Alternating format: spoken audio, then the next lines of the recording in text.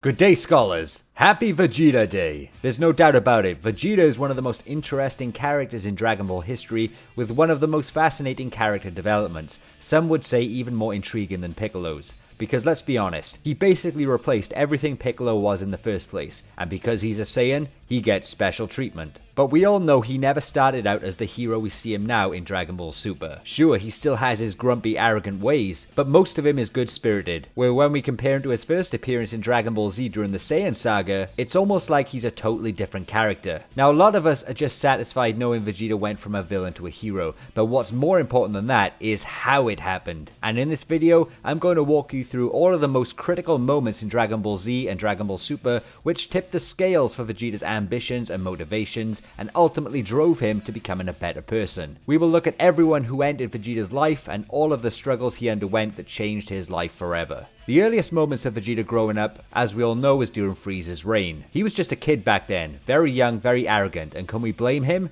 He was part of the warrior Saiyan race, where fighting and strength was in their blood. They were space pirates, who showed no mercy. You had to be tough to survive. Combine that with him being stronger than his father, and having royalty in his blood, and in his head, destined for greatness, and you can see why a Saiyan kid would be an arrogant little prick. We can say he was also bitter and held many negative feelings knowing Frieza ruled his race, and that one day he would be the one to defeat Frieza. Can you imagine living like that every day? You'd know nothing of kindness, nothing of love and care.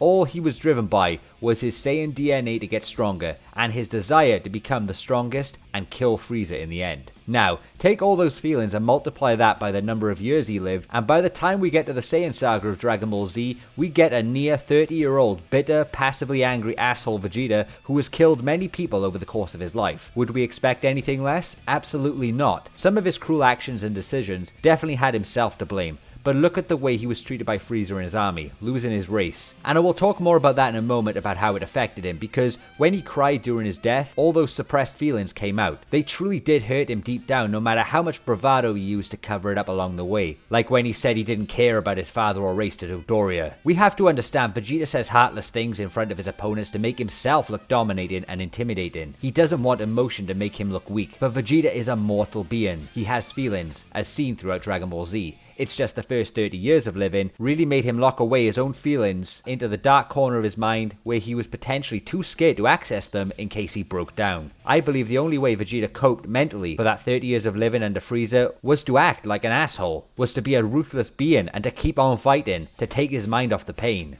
And you know, he did that for so long. So of course he cared about his Saiyan race. The entire Vegeta character in Dragon Ball is non-stop about his Saiyan pride, and it's rammed down our throat every single battle. To say he doesn't care about his heritage is completely ridiculous. And when he came to Earth and fought Goku and the gang, this was the beginning of Vegeta's change in attitude, albeit a very small one. Even though Vegeta would have crushed Goku alone, the fact that Vegeta was pummeled nearly to death put a massive dent to his ego. He could not believe it. To him, it was all about elite Saiyans. But that obviously meant nothing anymore. But did this change his feelings towards Goku and the others? No, it didn't. To him, he was still burning with desire to even the playing field when he heals back up. But when Goku showed Vegeta mercy and Krillin didn't go for the kill, this, I believe, planted a seed in Vegeta's mind to allow him to grow internally. It wouldn't show right away, because on planet Namek, he was still a complete prick. His ego was slightly damaged, but nothing he couldn't repair. But deep down, that act of mercy would soon grow through the events of planet Namek. Now, he had his hands full on Namek. He killed Namekians. He was clearly still evil. He was driven by trying to gain immortality and beat Frieza. The big change in himself was his open-mindedness for a higher level of power. The dent to his ego made him realize he still needs to improve, to learn how to sense ki without a scouter, to suppress his power. Little training tips, all thanks to the encounter on planet Earth. Don't get me wrong, seeing Vegeta squash Dodoria and Zarbon was great. But despite them being villains, that doesn't make Vegeta a hero yet. It was villain versus villain and it was great. Both sides had their own selfish desires. During Vegeta's hunt for the Dragon Balls, he would still kill anyone in his way, even Bulma if he wanted to. Just the distractions by Zarbon stopped him. But due to the Dragon Balls being a top priority, he let Krillin and Bulma live that one time. It just depends what side of the bed he woke up on. He knew Krillin was no issue to him there, and so he just continued with his mission. But that's not to say he wouldn't just do it. He's still the same Vegeta as on Earth. Maybe at this point we could argue he's just getting even for when Krillin spared his life. That's just a theory, as he doesn't want to be in anyone's debt. But even Krillin said it's a miracle they are still alive. If you want to stay alive against Vegeta back then, just don't be a threat to him. And this is backed up because he did give a number of hours to the Earthlings in waiting for Kakarot to arrive. So he's not just a murder-hungry warrior for no reason. Throughout the course of Namek, Vegeta would begin to change ever so slightly, and that mainly came down to the circumstances, with there being many more threats such as the Ginyu Force and Frieza. Vegeta deep down didn't care about Gohan and Krillin, but he knew he had to work with them to survive. Furthermore, when Goku arrived, he basically knew he was at Goku's mercy due to the power difference.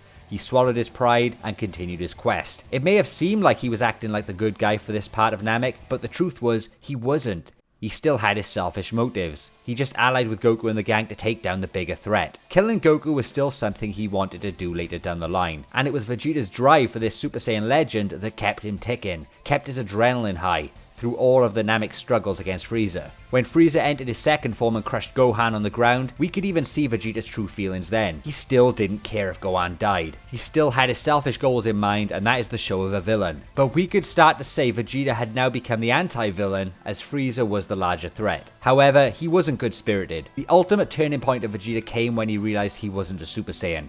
The confidence, ego, adrenaline, excitement just all vanished, and he was left with an empty vessel of a body, no longer able to suppress the pain he's endured all his life. Realizing after all of this, he is still Frieza's possession. Vegeta's spirit was crushed, but because he could no longer hold all that pain and suffering back with that ego, he poured out all those feelings to Goku whilst he was dying. He placed his faith in Goku to be the Super Saiyan. Hell, he didn't like Goku in the slightest, but his Saiyan race and pride meant everything to him. And because Goku was the last remaining Saiyan, that was better to beat Frieza than no Saiyan at all. His heartbreaking speech came out, telling Goku about the way he grew up and why he's a cold bastard. Goku felt the pain of Vegeta and could see that Vegeta didn't want that life deep down. He was forced into it. It was like Vegeta was trying to escape himself, but he couldn't. The years of acting strong and merciless provided Vegeta with that shield to cope with life. His dying wish for Kakarot to beat Frieza was the beginning of peace between Goku and Vegeta. At least on a physical level, when Vegeta came back to life, he still played on that destroying Kakarot thing. But I believe after the events of Namek, he didn't want to kill Kakarot anymore, but his goal was just to beat him so bad that he can show that he is the greatest Saiyan. I think the killing Kakarot motive ended after Namek personally. Sure, Vegeta boasts a lot about how he is the one to beat Kakarot or kill Kakarot, but I think just defeating him in a raw Saiyan battle was all he was looking for then. And that is backed up because when he is on Earth,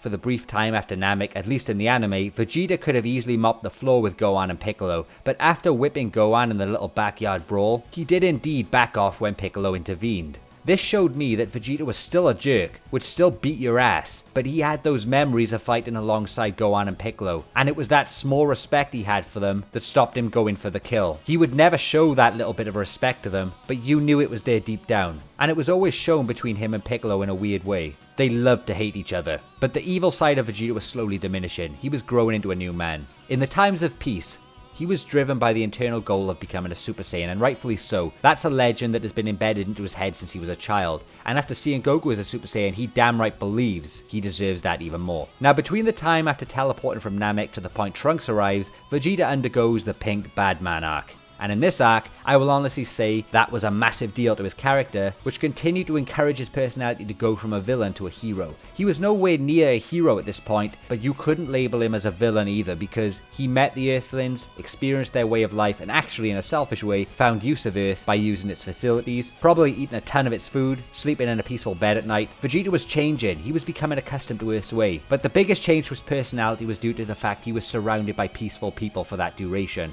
Bulma, Yamcha, Bulma's family, and many more. Bulma always showed him kindness. Sure, she was annoying at times, but when he hurt himself in training, she would care for him. And I feel that kindness of Bulma, meeting Bulma, was one of the biggest things to impact Vegeta's life. Think of how much of a difference that would be to your mood instead of being surrounded by Zarbon and Dodoria on a daily basis. Yeah, a big deal. It was almost like the true Vegeta deep down was starting to awake, but it wasn't quite there yet. The arrogant prince with a lust for power was still in the driver's seat of his personality, but his kill-at-will personality, I believe that had fizzled out. When Vegeta was alerted about the android threat, he occupied himself with his training to become a Super Saiyan, and maybe that was the reason he didn't go on a mad one and kill everyone. However, that can't be the case because obviously he and Bulma got together during that time. Now, I'm not going to dive into their romance, but I believe the fact that Vegeta was destined to be a father actually created another attachment. As weird as that sounds. He would never allow himself to show his feelings. He always wanted to prove to everyone that he was the top dog, the strongest, and through becoming a Super Saiyan and defeating Kakarot, that was his way of trying to do it. He would shout at Bulma and not show care for Trunks. when the others were around, and that's obvious why. He didn't want to look like a warrior with feelings. But it makes you wonder what he was like behind closed doors. Perhaps he would show small feelings when no one else was around, because it wouldn't tarnish his battle image then. But in battle circumstances, he always appeared to be the ruthless warrior, to show dominance. That was how he did business for years. But it just so happens that the other peaceful side of Vegeta was brewing. His Saiyan pride and honor had him save Kakarot from Android 19. That was his reason for doing it. I feel Vegeta still wanted to beat Kakarot one-on-one at that point, but during his power growth during the Android and Cell Saga, his pride got smashed numerous times. The same Saiyan pride and appetite that caused a lot of problems. When Cell became perfect and crushed him, I believe he truly started to wake up and see that he wasn't the man he thought he was, and that he should hit himself down a peg to realize the truth about everything. I felt the defeat against Cell and then realizing Cell is an absolute monster gave him that extra push towards Vegeta aligning himself with the good guys. In desperation, yes, but also because it felt like it was the right thing. He realized he couldn't do everything alone, and that his help was needed as a team, as much as he hated it. And when he said he's sorry to Gohan, and then attacked Cell in the beam struggle, that really showed us that he had changed. During the beam struggle, you could see Vegeta contemplating everything on the mountain. When he said in the anime, it's not fear that's holding him back, it's just that, and it emphasized that his pride was severely damaged, that he had to lower himself to help in others. But it was the right thing to do and he knew it. Vegeta wasn't truly a hero, but he was no longer a villain either. He was just a wild card that could now see what was right and wrong. His pride had been crushed many times in front of the others, and I feel that his desperation to protect that prideful image now lowered itself because his defeat was already out in the open to see. The emotional explosion over Trunks' death was the true switch in Vegeta's allegiance, and solidified his place on the good side, showing that he had developed feelings inside after being around good people for so long. You could say the good spirit was rubbing off on him. The evil was being cleansed in his heart. Now there is a ton of information I'm not going to include in this video because I have already made an in-depth video about why Vegeta still trained after the Cell games and it covers so much. I'll leave that video at the end of this one because it goes through a lot about the Majin Vegeta personality which I'll know you'll love. But in a nutshell, after the 7-year time skip, Goku shows back up, and so does Vegeta's old memories and feelings. But in the end, with Vegeta's sacrifice, we see who Vegeta really became. He died in a heroic sacrifice, and he did it his way. But that wasn't enough to fully make him a good guy, a true hero. He still had done a lot of bad things, such as killing those in the tournament. He truly became a hero when he would show consideration and care for planet Earth and the people, sacrificing his body in numerous fights against Majin Buu to protect the world. When Vegeta's halo disappeared and he came back to life, that was a big turning point. Vegeta didn't want to become a good guy. He didn't wish for the people of Earth to come back to be a good guy. No, he did those things because that's who he truly became. He could have wished for immortality, but that sort of power didn't fit with who he was anymore. The respect Vegeta showed Goku during that fight with Kid Buu helped Vegeta a lot in terms of his acceptance and who he was. He no longer lied to himself, he faced the truth, and that was huge for his character. He was more at peace with himself. When Kid Buu was defeated, his story from villain to hero became complete. The Vegeta we saw at the end of Z and in GT was a true showcase of character development. The family man who could still kick your ass. His morals were in the right place, even more than Goku's.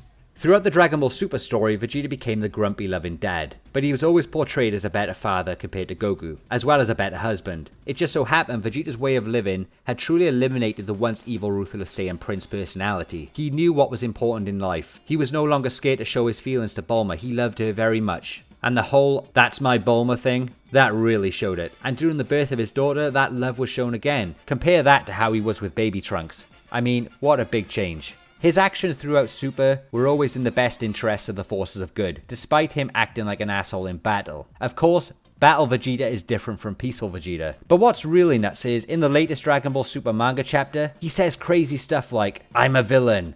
And then you get Piccolo saying he's trying to wipe the slate clean. He's fighting to protect the planet. Which is a complete idiotic bit of writing by Toyotaro. This guy is more forgetful than Akira Toriyama. Vegeta was a hero whilst fighting Majin Buu, and has already been fighting throughout Dragon Ball Super to protect the world. Are some people that stupid they forget that? The latest Super manga chapter is telling us things we already know and has already been done. I just don't get it sometimes. They keep pressing the reset button in Dragon Ball Super, it's incredible. But yeah, it's very obvious and shoved down our throats that in the manga, during the fight with Moro, Vegeta is a full-on good guy. A full-on hero.